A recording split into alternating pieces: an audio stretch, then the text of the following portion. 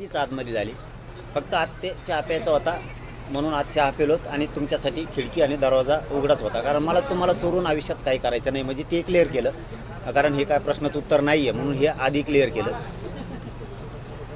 ज्या ज्या विषयावरती चर्चा झाली, 58 लाख नोंदी, अगोदर तिथंच कन्फ्युजन होतं. 58 लाख नोंदी आहेत का, तर राज्यात 58 लाख नोंदी सापडलेल्या आहेत हे आता सिद्ध झालेलं आहे. ते आपल्याला तसं ते सगळा डाटा देणार आहे 58 लाख नोंदीचा पूर्ण नावासहित एक भाग. दुसरा, 58 लाखाच्या ज्या नोंदी सापडल्या आणि कुणबी प्रमाणपत्र दिले त्याच्या व्हॅलिडिटी द्यायच्या, त्या विषयावर एक चर्चा झाली. आणि 58 लाख नोंदीतून काही प्रमाणपत्र द्यायचे राहिले ते पण द्यायचे. ही एक विषय क्लिअर झाला. ते कधीपासून सुरू करणार आणि व्हॅलिडिटी कधीपासून देणार हा प्रश्न त्यांना विचारला. याचं उत्तर आणि बाकीच्याचं सगळं शेवटच्या टायमाला तुम्हाला देतो मी. हे झाला एक विषय. हैदराबाद गॅझेटियरच्या GR नुसार मराठवाड्यातल्या मराठ्यांना कुणबी प्रमाणपत्र वाटप करायचे. त्याला 1994चा 1989चा जो GR काढला त्या नियमावलीनुसार ती नियमावली हैदराबाद गॅझेटियरच्या GRला लावायची आणि 2001, 2000 आणि 2012 या कायद्याची नियमावलीसुद्धा हैदराबाद गॅझेटियरला लावायची हे सुद्धा सांगितलं. यावर त्यांचं उत्तर हे पण शेवटीच सांगतो, कारण सगळ्याचं उत्तर एकच आहे त्याच्यामुळे ती शेवटीच सांगतोय. हे पण सांगितलं सातारा संस्थांचा GR मला पाहिजे. त्यांनी सांगितलं ते कोर्टात जाईन, अमुक होईल तमुक होईल. माझं म्हणणं असं होतं, त्यांना मी सांगितलं आधार घेऊन कायदा पारित केलेला जर मान्य न्यायालयात टिकणार नसला तर 1994चा GR काढला तो कसल्याच न आधाराविना काढला तो कसं काय टिकल मग. त्यामुळे तो पण GR काढण्यात यावा. सातारा, कोल्हापूर, औंध, पुणे आणि बॉम्बे गॅझेटियरचा या संदर्भात पण त्यांच्याशी चर्चा झाली. केसेसच्याबद्दल झाली, महामंडळाबद्दल झाली, बलिदान गेलेल्या कुटुंबांबद्दल झाली. GR किती दिवसात काढताय बलिदान गेलेल्या कुटुंबाचा MIDCत महावितरणमध्ये, याच्यावर सगळी चर्चा झाली. म्हणलं मला जरा पॉझिटिव्ह पारदर्शक सांग, तुमचं म्हणणं काय, तुम्हाला काय पाहिजे. काय पाहिजे म्हणजे वेळ पाहिजे का तुम्ही आत्ता देताय, कसं पाहिजे. मी वेळ द्यायला तयार अजिबात नाही आहे. मी वेळ द्यायला अजिबात तयार नाही आहे. म्हणलं मग लेखी द्या. मी त्यांना दुसरा मार्ग ठेवला, लेखी द्या. मुख्यमंत्री साहेबाचा आणि तुमचं उपसमितीचा अध्यक्ष तुमचं लेखी द्या की आम्ही 8 दिवसाच्या आत गॅझेटियर वाटायला ते प्रमाणपत्र वाटायला सुरू करतो, 8 दिवसाच्या आत किंवा 15 दिवसाच्या आत व्हॅलिडिटी द्यायला सुरुवात करतो. 58 लाख नोंदी सापडल्या त्याचे प्रमाणपत्र देण्यासाठी 2-3 दिवसात शासनाचे अधिकृत सूचना काढतो, आदेश काढतो असं सांगा. सातारा संस्थांचा GR काढायला ह्या आठवड्यात काढतो. मला असं लेखी द्या. गुन्हे, बलिदान गेलेल्या कुटुंबाचा विषय लेखी सांगा इतक्या दिवसाच्या आत करतोय म्हणून. ते म्हणले विचारून सांगतोय, म्हणजे सगळ्याचं उत्तर जे म्हणलं होतं शेवटी सांगतो. ते म्हणले मी जातो आता आयुक्ताशी बोलतो. हे का म्हणले त्याचं कारण सांगतो तुम्हाला. त्याचं कारण सांगतो का म्हणलं.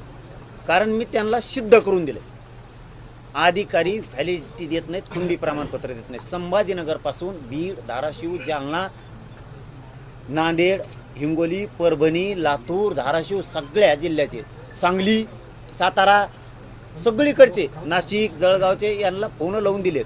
अधिकाऱ्यांनी प्रमाणपत्र काढले. त्यांनी इतके बोललेत अधिकाऱ्यांना आत बसून की तुम्ही थांबल्यामुळं आमच्या सरकारच्या मुळावर आले. कारण तिथं सिद्ध झालं की खरोखर थांबवलेलं आहे. आम्ही म्हणत होतो ना थांबवलं, ते म्हणायचे नाही सरकारनं कुठं पेंडन्सी नाही आहे. हे त्यांना सिद्ध करून दिल्यामुळं त्यांनी सांगितलं की मी बैठक घेतो 10-11 वाजेपर्यंत रात्री, आता आयुक्तांशी घेतो, मुख्यमंत्र्यांशी बोलतो, सगळं बोलूनच तुम्हाला सांगतो. म्हणलं सगळं बोला, सांगा काय सांगायचं. उद्याचं आंदोलन आहे. आता त्यांना तोंडरत म्हणलं मी काहीच नाही ना, ते विचारून सांगतात म्हणलं मी आंदोलन थांबू काय.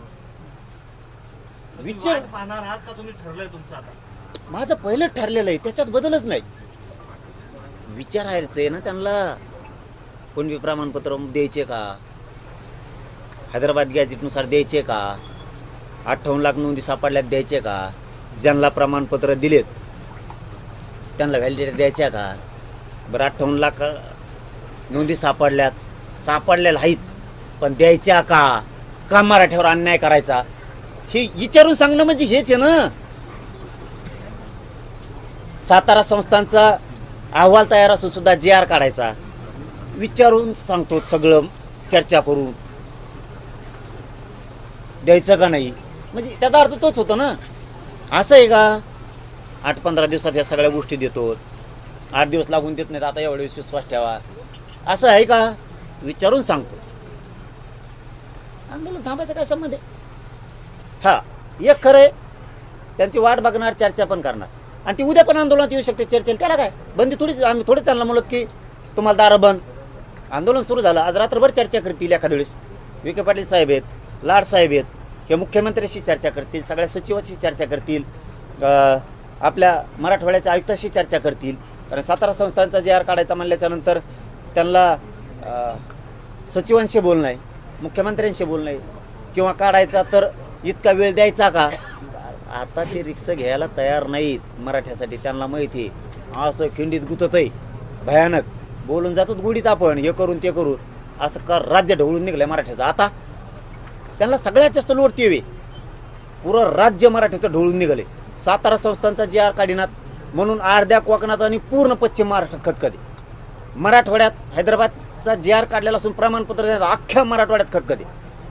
58 लाख नोंदी सापडल्या असून प्रमाणपत्र देण्यात, म्हणजे विदर्भासह खानदेशासह पश्चिम महाराष्ट्र, मराठवाडा आणि कोकण सगळीकडे खतखते. मग ही रोष अंगावर घ्यायला परवडत नाही. आता गोड बोलायला चालतं कोणचं की आम्ही उद्या करू, परवा करू. त्यामुळं ते आता मुख्यमंत्र्यांना विचारणार आहेत, ते सचिवांना विचारणार आहेत आणि नंतरच सांगणार आहेत. पहिल्यांदा तसं नव्हतं वाटतं, डायरेक्ट तेच सांगायचे हे करू ते करू. मुख्यमंत्र्यांना विचारल्याशिवाय ते सांगतील काय? उद्या सकाळी सांगतील का? विश्वास ठेवायचा नाही आपण. आम्ही ते आज रात्रभर त्यांनी चर्चा करावं, विखे पाटील साहेबांनी, लाड साहेबांनी, रात्रभर.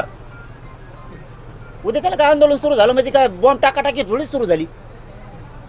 उद्या दिवसभर येतील ते आंदोलन, उन्हात होणार आणि कठोर आमरण उपोषणच होणार. ते आले, त्यांनी काही गोष्टी सांगितल्या, ते नंतरचा भाग राहिला, माघार नाही.